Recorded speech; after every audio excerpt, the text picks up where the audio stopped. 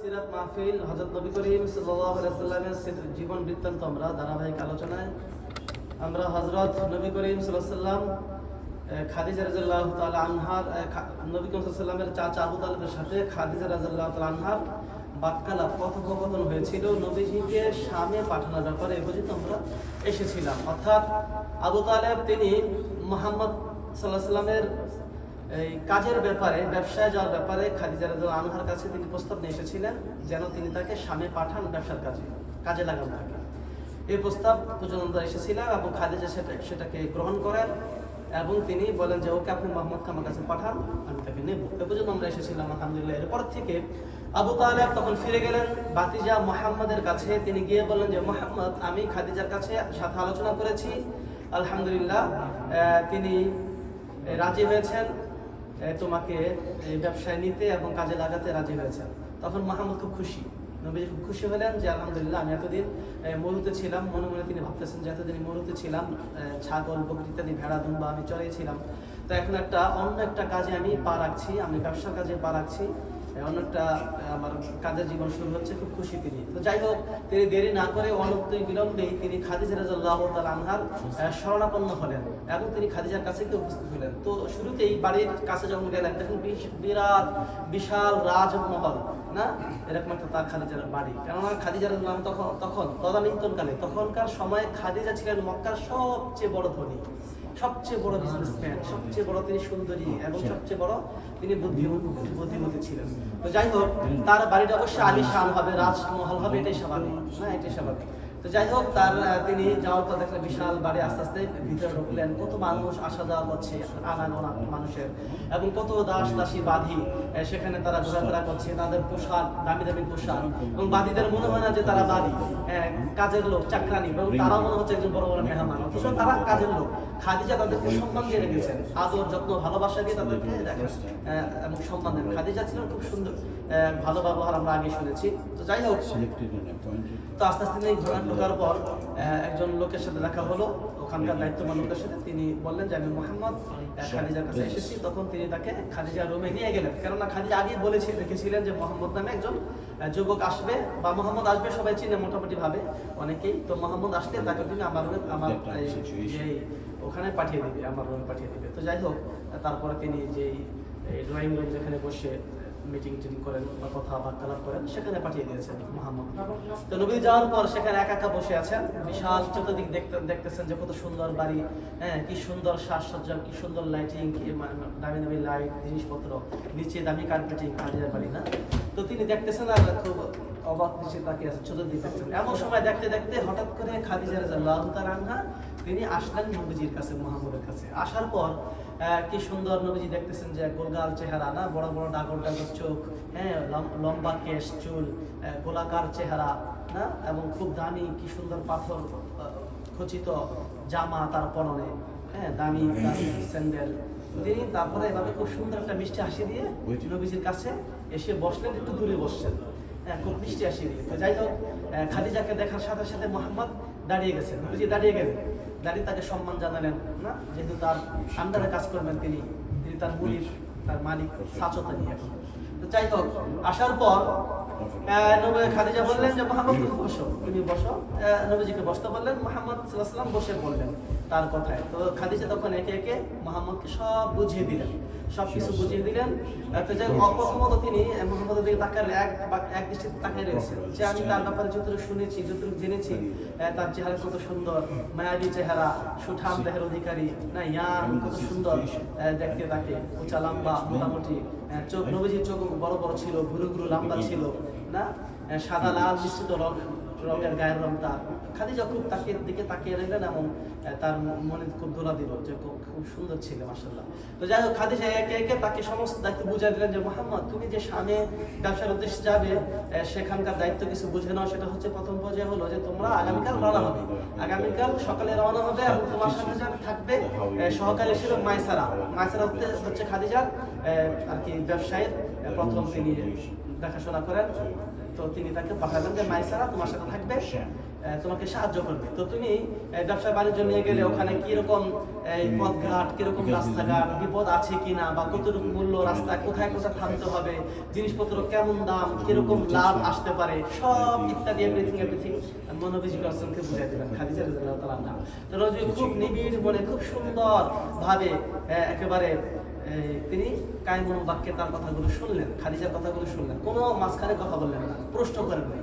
হ্যাঁ, এটাই তো আদব না, এটাই হচ্ছে কি একজন ভদ্রতার পরিচয়। তো খাদিজা এই ব্যাপারে খুব মুগ্ধ যে মুহাম্মদ কত সুন্দর, মাশাআল্লাহ, যেভাবে তাকে আমি কথা শুনলাম, কোনো মাঝখানে কথা তিনি বলেননি। তো যাই হোক, যখন কথা শেষ হয়ে গেল তখন মুহাম্মদ সাল্লাল্লাহু আলাইহি ওয়াসাল্লাম খাদিজার কাছ থেকে বিদায় নিয়ে গেলেন, বিদায় নিয়ে তিনি চাচার কাছে চলে গেলেন।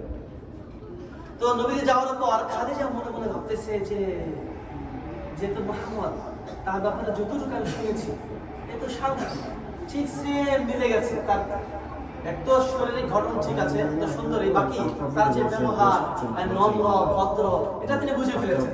বুদ্ধিমতী মেয়ে তো বুঝে গেছেন না নবীজির ব্যবহার সাংঘাতিক। আবার দেখার পর তার মনের ভিতরে কেন যে একটা নড়ে চড়ে উঠলো, যে কেন যেন তার মনে একটা তার প্রতি আকর্ষণ ভালো লাগা শুরু হয়ে গেছে। ঘটনা কি, খালি আশ্চর্য হয়ে গেলেন যে মুহাম্মদের প্রতি আমার এত ভালো লাগা শুরু হলো কেন? একটা তার ব্যবহার ভালো, ঠিক আছে, দেখতে সুন্দর, কিন্তু তার উপরও কেন যেন একটা অন্যরকম ভালো লাগা শুরু হয়ে গেছে। কেন? তখন তার সেই স্বপ্নের কথা মনে পড়ে গেল না, খাদিজা রাদিয়াল্লাহু স্বপ্ন দেখেছিলেন না যে সূর্য তার ঘরে এসে গেছে, তখন তার স্বপ্নের কথা মনে এসে গেল। ঘটনা কি, আমার স্বপ্নের কথাটা হঠাৎ করে আজকে কেন মনে হলো মুহাম্মদকে দেখার পর?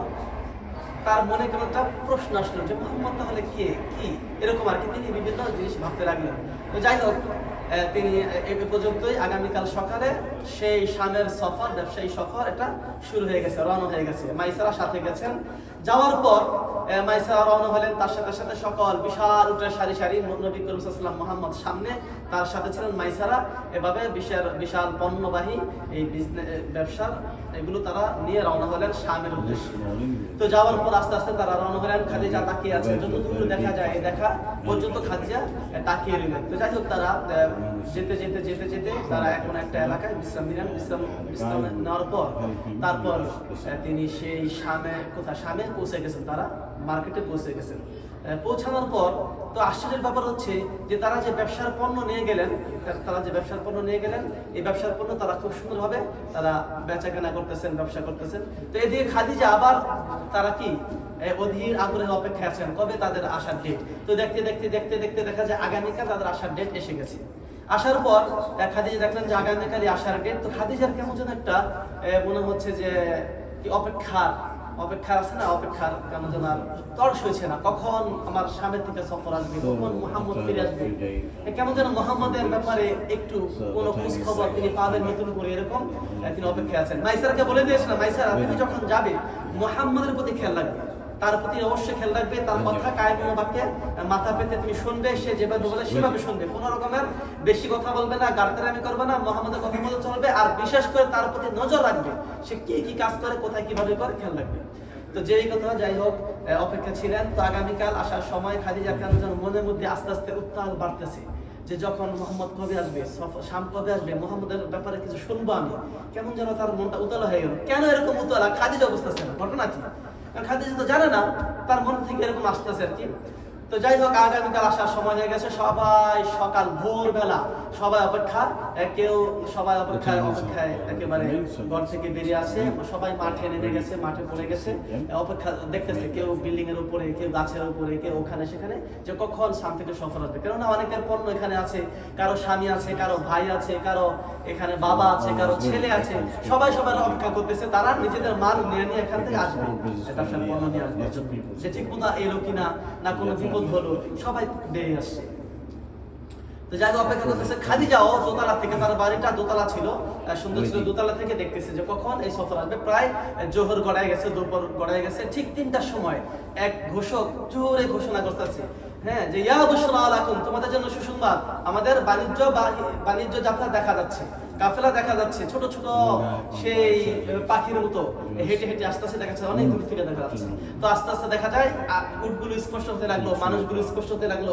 তখন তারা বললো যে হ্যাঁ, এটা আমাদের কি মক্কার বাণিজ্য কাফেলা। তো খাদিজা দেখলো যে হ্যাঁ সত্যি, তো খাদিজা খুব আনন্দ পেল এবং খুশি হয়ে গেল। তো খাদিজা একেবারে অপলক নেত্রে তিনি তাকিয়ে আসেন যে কখন তারা আসবে। আস্তে আস্তে এক বাদী চিৎকার করে উঠলো যে মালিকান, ওই যে মুহাম্মদ দেখা যাচ্ছে, ওই তো মাইসারা দেখা যাচ্ছে, ওই তো আমাদের উটগুলো দেখা যাচ্ছে, স্পষ্ট বোঝা যাচ্ছে এটা মুহাম্মদ, এটা মাইসারা। তারা চিৎকার করে উঠলো। তো চিৎকার করে ওঠার পর খাদিজা দেখলেন যে হ্যাঁ ঠিক তাই তো, তখন স্পষ্ট হয়ে গেছে। কিন্তু দেখতে দেখতে খাদিজা একটা আশ্চর্য জিনিস দেখলেন হঠাৎ করে। কি দেখলো খাদিজা? খাদিজা রাদিয়াল্লাহু তাআলা আনহা দেখলেন যে এই কাফেলার ভিতরে মুহাম্মাদের উপরে মেঘের ছায়া, কিন্তু অন্য কারোর উপরে মেঘের ছায়া নাই। সুবহানাল্লাহ বলে।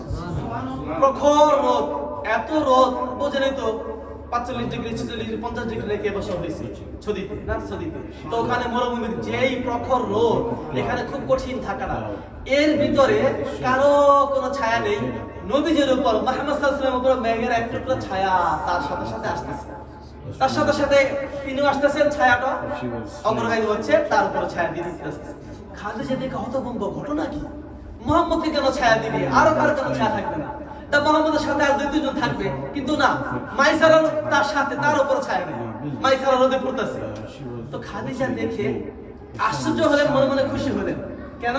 কারণ মুহাম্মদকে তো একজন যোগ্য ছেলে, মুহাম্মদ ভদ্র ছেলে, মুহাম্মদ আখলাক ভরা ছেলে, মুহাম্মদ সুদর্শন ছেলে, আর মুহাম্মদকে তিনি মনে মনে পেতে চাচ্ছিলেন কেন যেন, মন থেকে আর কি, এখনো চাচ্ছেন না, মন থেকে কেন যেন চাচ্ছেন। যাই হোক, তো মুহাম্মদের প্রতি এটা দেখে তিনি খুশি হয়ে গেছেন।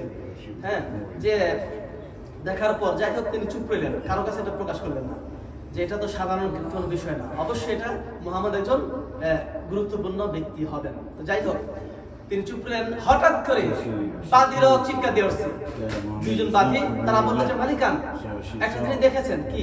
দেখেন একটা মেঘের ছায়া শুধু মুহাম্মদকে ছায়া দিচ্ছে, আর কারো কোনো ছায়া দিচ্ছে না।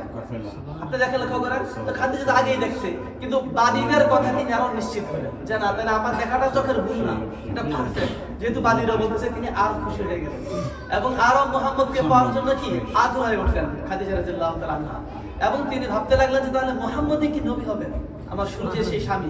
এটা মনে মনে তিনি এখন ছায়া দেখার পর তিনি একটা চিন্তা করতে লাগলেন, তাহলে মুহাম্মদ কি তাহলে সেই ব্যক্তি আমি যেটা মনে মনে ভাবতেছিলাম? কেননা যে মেঘের ছায়াটি তো বোঝা যায়। তো যাই হোক, তিনি খুব খুশি, আত্মহারা হয়ে গেলেন, চুপচাপ হলেন, এখনো কারোর কাছে কিছু বলতেছেন না, চুপচাপই আছেন যে আসুক, আরো শুনি ঘটনা কি অবস্থা, মাইসার আসুক। তো আস্তে আস্তে আসছে, মাইসার আগে নবীজিকে শিখাই দিয়েছেন যে মুহাম্মদ তুমি আগে গিয়ে প্রথমেই তোমার মালিকান খাদিজাকে সব ব্যবসার কথা তুমি নিজে খুলে বলবে, কতটুকু লাভ কতটুকু কি, তাকে বুঝাই দিবে, ব্যবসাটা বুঝাই দেওয়ার পর তারপর তুমি তার কাছ থেকে বিদায় নিবে, তোমার প্রথম কাজ। তো যে কথা সেই কাজ মুহাম্মদ সাল্লাল্লাহু আলাইহি ওয়াসাল্লাম আগে এসেই খাদিজার সাথে দেখা করলেন। খাদিজা অপেক্ষা ছিলেন নবীজি মুহাম্মদের। তো তারপর তারা বসে মুহাম্মদ সাল্লাল্লাহু আলাইহি ওয়াসাল্লাম ব্যবসা, সমস্ত ব্যবসা তাকে বুঝাই দিলেন। খাদিজা খুব খুশি।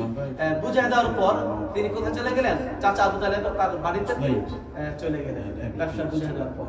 তো যাই হোক, ব্যবসা খাদিজা দেখে দেখা যায় অঢেল সম্পদ নিয়ে আসছে, বিশাল পণ্য, বিশাল সম্পদ তারা কি করছেন, নিয়ে এসেছেন না। সম্পদ নিয়ে আসার পর তখন তারা খুব খুশি এবং অনেক খুশি হয়ে গেলেন।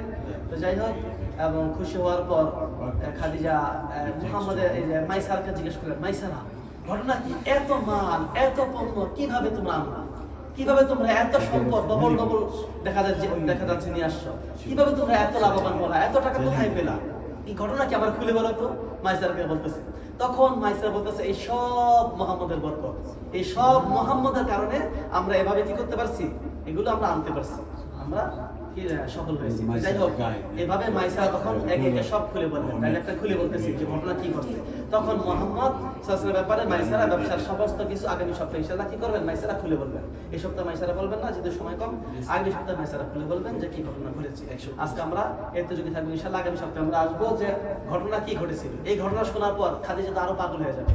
আমরা আগামীকাল শুনবো ইনশাআল্লাহ, আগামী সপ্তাহে যে নবীজি ব্যবসায় কি কি কাজ করেছেন। আল্লাহ পাক আমাদের সবাইকে তৌফিক দান করেন, আমিন। যাই হোক, আমরা এখানে শিক্ষার বিষয় হলো যে দেখেন আমরা এই যে খাদিজা নবীজির প্রতি কেন পাগল, কারণ নবী হবেন বলে আখলাক আছে, সবাই তার প্রতি পাগল। নবী হবেন, আর নবী মানে কি, আল্লাহর একজন দূত, আল্লাহর কালাম তিনি নিয়ে আসবেন, তিনি সত্য ধর্ম প্রচার করবেন, ইসলাম ধর্ম প্রচার করবেন, মানুষকে সত্য শিখাবেন। এই জন্য একজন সত্যবাহী মানুষকে সবাই ভালোবাসে, কোরআনওয়ালা মানুষকে সবাই ভালোবাসে, সবাই পছন্দ করে, সবাই চায়। খাদিজা পাগল কেন, যে সে নবী হবেন, কোরআনের বাহক হবেন, আর এজন্য সবাই এটা চায় যে একজন ভালো মানুষ, নবী বা কোরআন পড়নেওয়ালা, এদেরকে সবাই ভালোবাসে। এজন্য আমরাও কি করব? আমরা যে নবীজি যে কোরআন নিয়ে আসছে, নবীজি যে আখলাক নিয়ে এসেছেন, সেই আখলাক আমাদেরও শেখা দরকার, আমাদেরও এগুলো জানা দরকার। আমরাও এই কোরআনকে ধারণ করে আমরা এরকম নবীজির মতো কি হতে পারি? নবীজির প্রিয় উম্মত হতে পারি, আমরা একজন ভালো মানুষ হতে পারি এবং আমাদের সন্তানদেরকেও কোরআন শিখাতে পারি, আমাদের সন্তানদেরকেও দ্বীন শিখাতে পারি। তাহলে তো আমরা লাভবান হব। যেমন নবীজিকে পাওয়ার জন্য খাদিজা সবচেয়ে বড় ধনী ব্যবসায়ী পাগল হয়ে গেছে। এরকম আমরাও যদি দিনদার হই, সন্তানদেরকে কোরআন শেখাই, আমরাও কোরআন শিখি, তাহলে আমাদের সন্তানদেরকেও আল্লাহ পাক কি করে দিয়ে সম্মানী বানিয়ে দিবেন দুনিয়াতে, আমাদেরকে আল্লাহ পাক সম্মানী বানিয়ে দিবেন। এই জন্য ভাই দোস্ত বুজুর্গ, আমরা জাপান এসে গেছি বলে আমরা কিন্তু সাকসেসফুল না। আমরা জাপান এসে গেলে ভালো চাকরি করি, ভালো টাকা ইনকাম করি, ভালো ব্যবসা করি বলেই কিন্তু আমরা সাকসেসফুল নই। আমরা যখন একজন প্রিয় ইসলাম, আমরা ইসলামের ধারবাক হব, কোরআনের ধারবাক হব, আমার সন্তানরা যখন কোরআন পড়তে পারবে, আমার সন্তানরা যখন একজন নামাজি হবে, তখন আমি বলতে পারবো আমি একজন সাকসেসফুল ম্যান। এর আগে না, এর আগে না। এজন্য আমাদের সন্তানদেরকে দিন শিখাই, আমরা দিন শিখি, মসজিদে বেশি বেশি আসি এবং সন্তানদেরকে মসজিদে নিয়ে আসি, সন্তানদেরকে কোরআন শিখাই।